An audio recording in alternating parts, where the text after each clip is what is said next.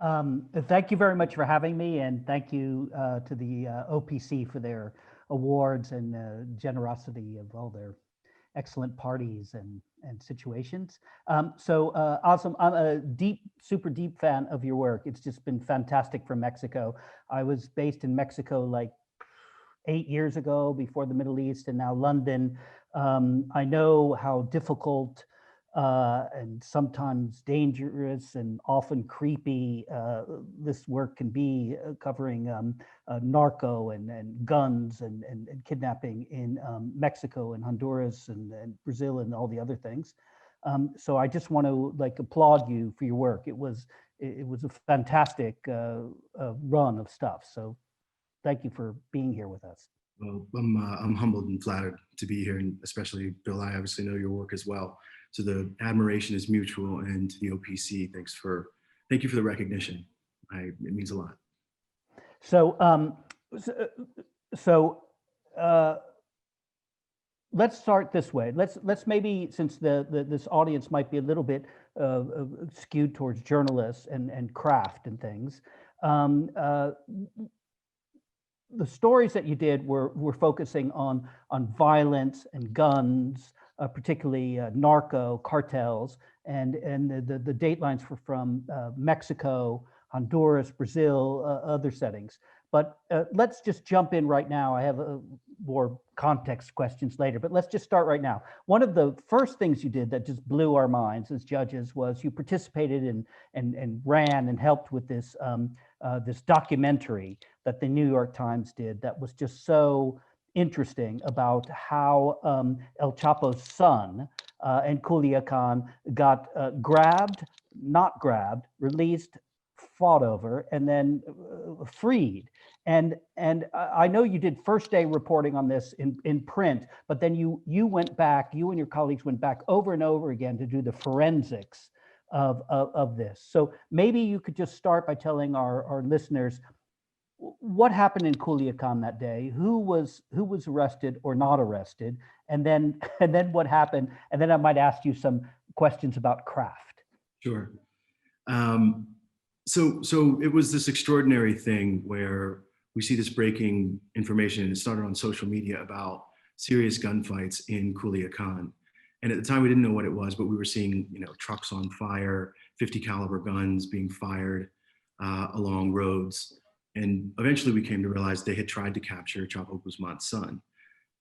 So of course we wrote the story that day because it turned out, there was a lot of misinformation. The government of Mexico doesn't exactly disclose what's going on in real time, often after the fact either. But in this case, we came to find out that his son had been captured and then released.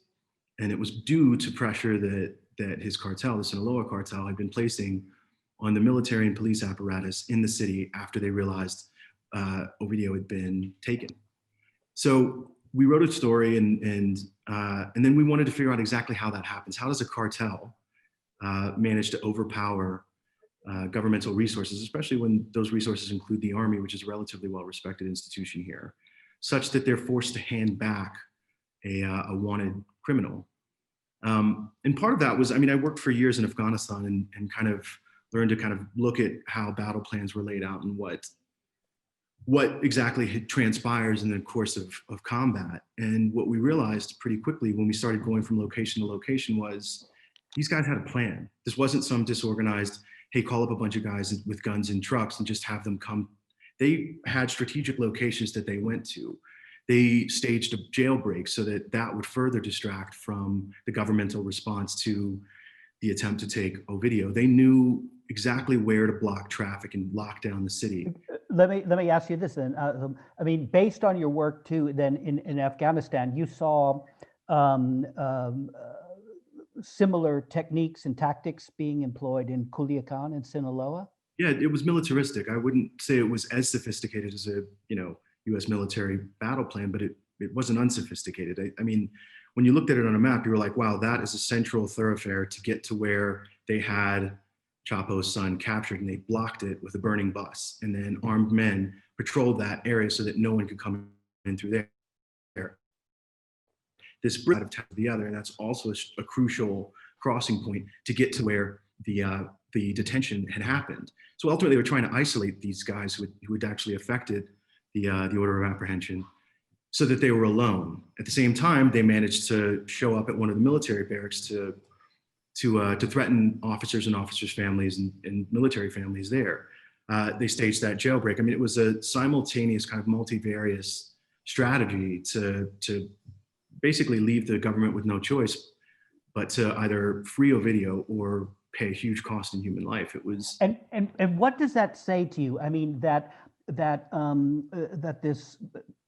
this powerful but maybe potentially kind of useless son of El Chapo is still running the enterprise and the syndicate, but no El Chapo himself, all of a sudden can deploy this kind of almost instantaneous resources that you and your colleagues then discovered about blocking I mean, this militaristic response of cordoning off roads and getting into the situation. What your conclusion on that was kind of deep and profound and scary, right?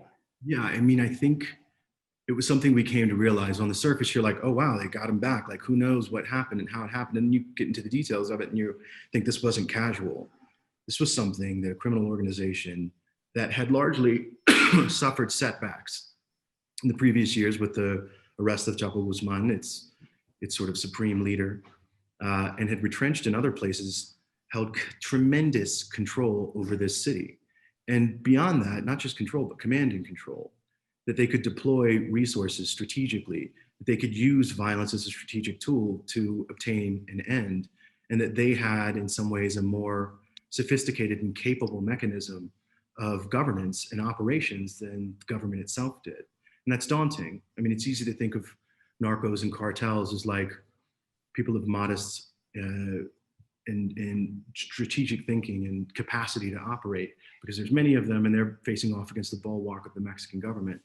But in this case, it really was a worst case scenario. You saw very clearly spelled out in blood in some cases that these guys could not only match the government, they could beat them. They could match, yeah, they could match and beat them in tactics and equipment and everything else. And that was what was so deep and interesting about the stuff that you all went back and got. You got clips of regular commercial TV, news TV stuff. You got little pieces of iPhone video. You got eyewitness stuff. Tell us a little bit how you put together this package of kind of forensics to make this story work. A lot of that the credit goes to the brilliant folks at the NYT visual investigations teams. We were trawling social media. People were sending us things over WhatsApp.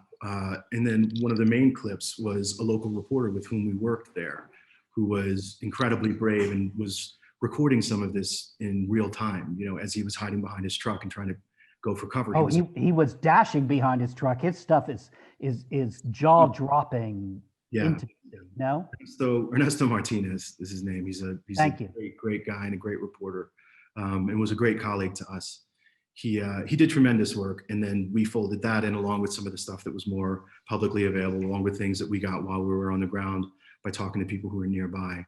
And it allowed us to stitch together with the overall, I mean, even the burned out husks of the vehicles, we knew where they were. And you could tell from that strategic location, if you block that road, it just kind of all slowly came together. But a lot of it was thanks to colleagues at the visual investigations team who were great at downloading and pulling this stuff.